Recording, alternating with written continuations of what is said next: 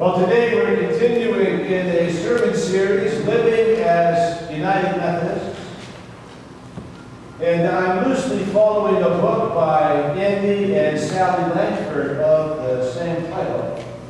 Today I want to focus on our mission as United Methodists. Now, the word mission is used in many different ways. And today I want to use it in the sense in which mission is always an expression of the church's compassion, of outreaching love. I want us to think together about what it means to live as a servant of people. Now, United Methodist Christians are Christians first, and United Methodists second. So let's start together with Scripture. I can't think of a better part of the New Testament than the 25th chapter of Matthew's Gospel to reclaim what it means for us to be in mission. Aaron read a part of that parable. It's the parable in which the sheep and goats are separated. Jesus comes back at the end of the age and takes his throne in majesty and begins to judge the nations as they come before him, separating them in the way a shepherd would separate sheep and goats. Some are blessed and invited to spend eternity with God. And others are banished to the most horrible of places we could imagine. Now, both groups in the parable are equally surprised. The righteous are wondering what they did to deserve such goodness. And the cursed likewise have no idea what they did to be consigned to hell with the devil. So both groups ask the same question, and both groups receive the same answer. It's all about food given to the hungry. It's all about water to the thirsty. It's about a welcome to a stranger, clothing to the naked, and visiting the imprisoned. And then the one who sits upon the most majestic of thrones reveals the scandalous truth. He says, I am those who ate dinner at the friendly kitchen. I am the homeless who were cast aside in urban renewal. I am those who have been incarcerated century after century.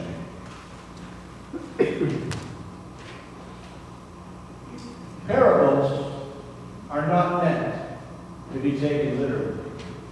A parable has one point, not many. And if we take this parable literally, we will do ourselves a spiritual disservice and misunderstand the nature of God. I don't believe that the point of this parable is that God is a judge. Although I do believe God will hold me accountable for what I do. And I want to live every day that I have in a way that would make God proud. I don't think the point of the parable is that God is going to toss some people into hell. And if there is such a place as hell, perhaps it's the place we send ourselves when we do not accept that we are loved beyond measure by a God of infinite compassion. No, I think the point of the parable is nothing more than this. that the broken and the hurting people of the world matter to God, and that if they don't matter to us, they should. And we should change the way we live so that we care.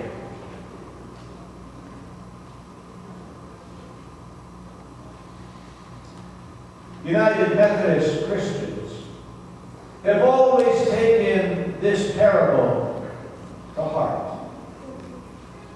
I began my weekly email that some of you got by sharing with you a quote from Andy and Sally Langford.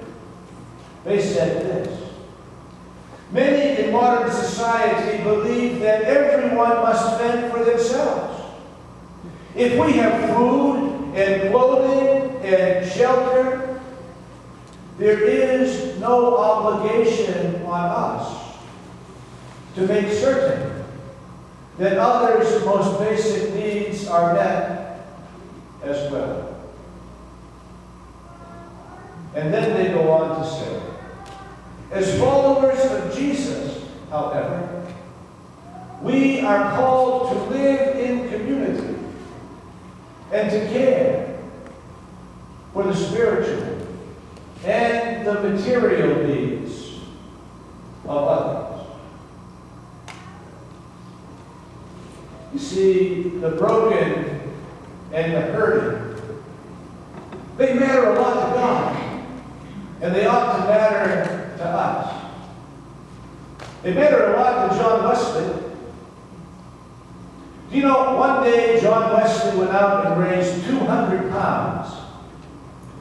That is, he went door to door, knocking on people's doors, telling them that he was gathering money to buy clothing for the poorest people in the city.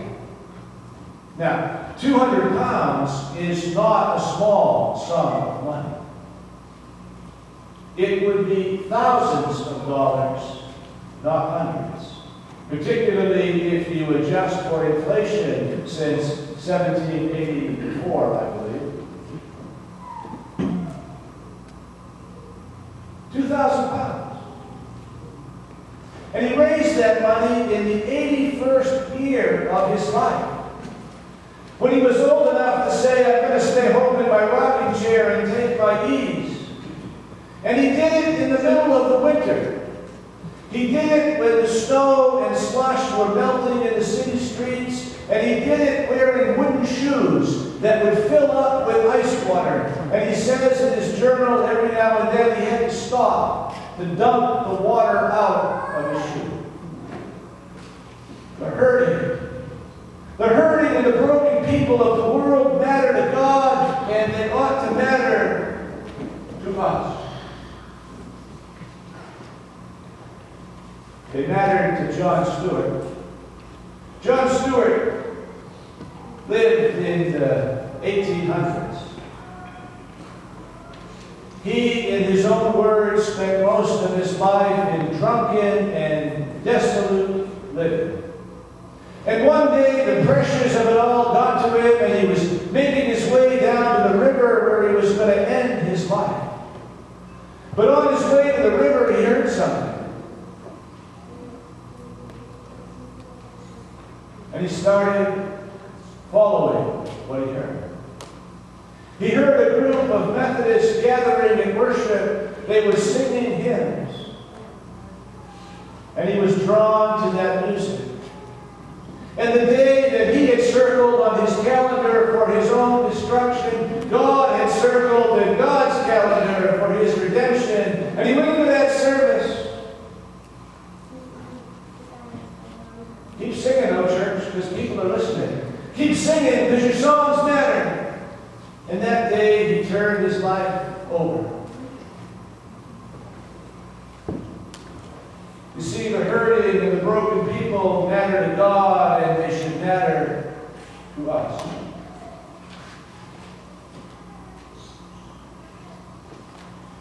He spent the rest of his life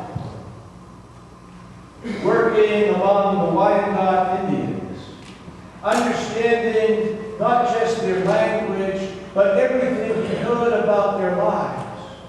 and sharing as authentically as he could from his own about the power that called him out of a drunken stupor and into glory.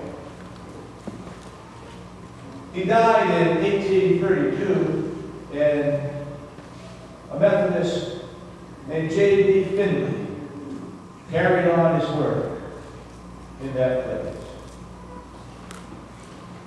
The Hattie B. Cooper Community Center has served as an anchor and an engine for leadership development, especially among women of color in Roxbury, for over 89 years.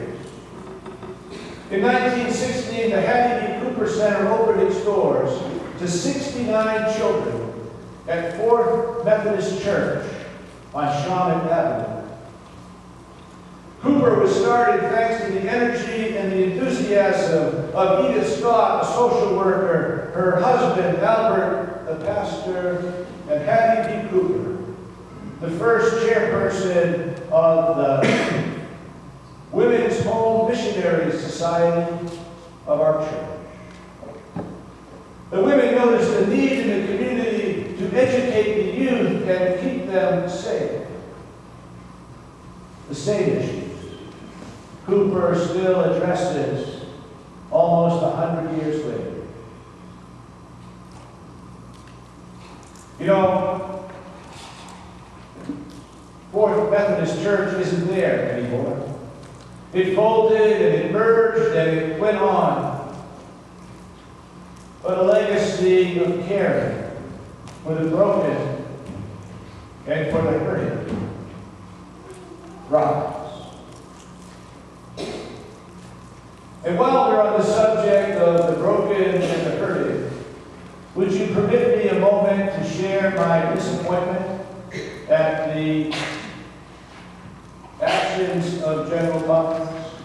General Conference is that body which governs the United Methodist Church. Every 4 years they gather, setting the policy and the direction and the plans for our great denomination.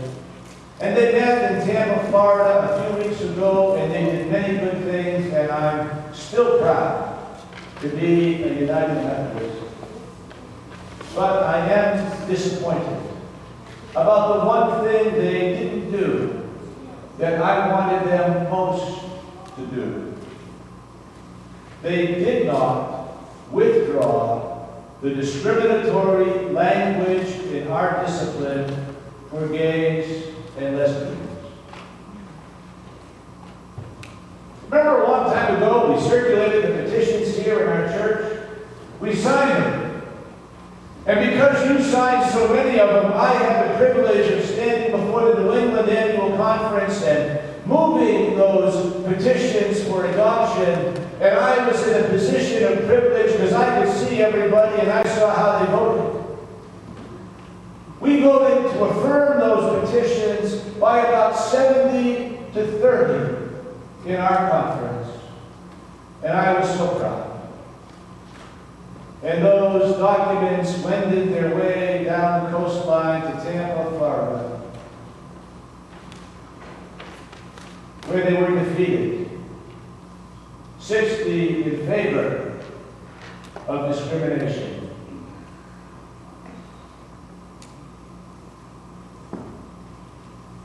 Well, what's a progressive Methodist to do? I think the only thing we can do is look each gay and lesbian person in the eye and say, I'm sorry. I'm sorry. I can't even begin to fathom how much that hurts.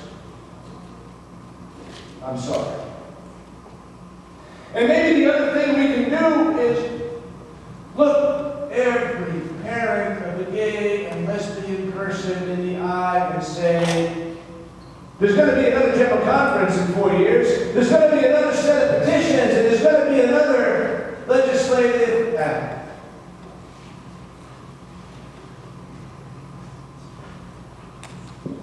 We'll keep on doing this until God wins God's church for all of God's people. Or until they kick us out. Or until we're dead. And then we'll die with unfinished business. You know, William Wilberforce brought a resolution to the floor of the English Parliament every year for 40 years that slavery might end. 39 times they said no. We'll just continue. Stay on the highway, remembering all of the ministry of Jesus Christ as we engage in this conversation. The broken and the hurting of the world matter.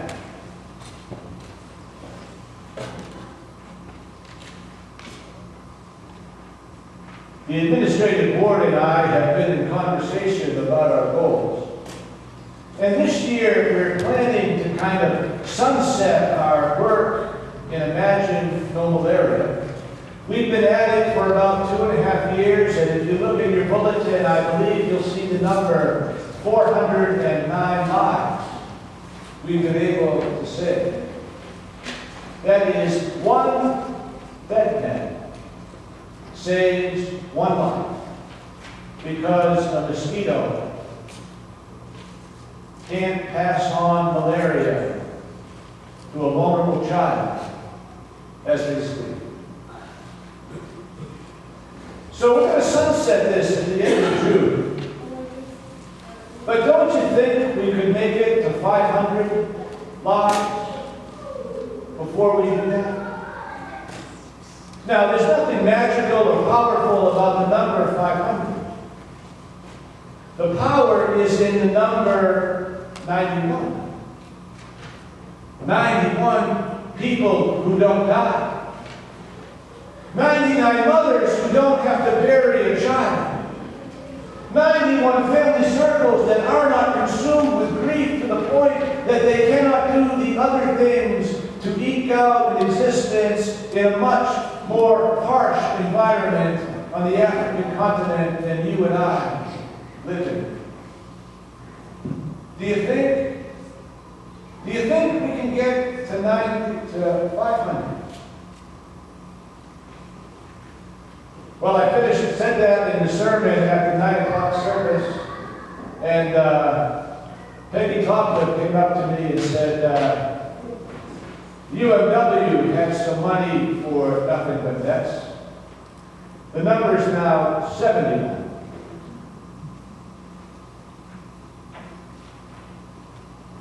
The broken, the hurting people of the world matter to God, and they should matter to us.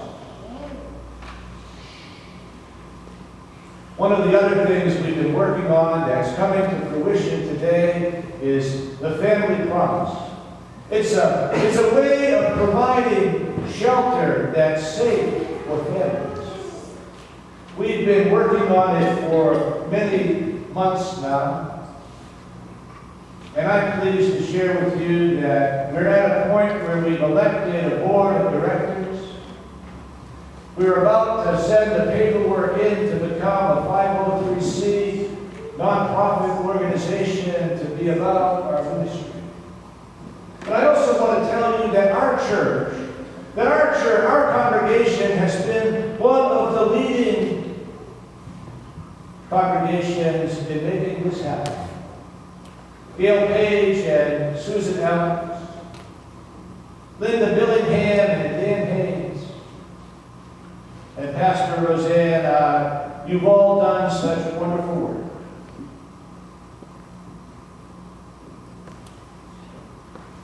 The hurting, the broken, matter to God, and they should matter to us. To live as a United Methodist is to step away from the type of selfishness that permeates our day and do better. Let's live that outward journey of mission. John Wesley did it even when he was 81 years old. with his feet soaking in ice water. John Stewart did it, and he awoken from a drunken stupor to live a life of meaning. Hattie Cooper did it, and the legacy of the faithful at 4th Street Church lives on. Though there's work to be done, even as we fight for the soul of a church we love, and for the homeless families. There's work to be done. And 91 people in Africa are counting on us to get it done.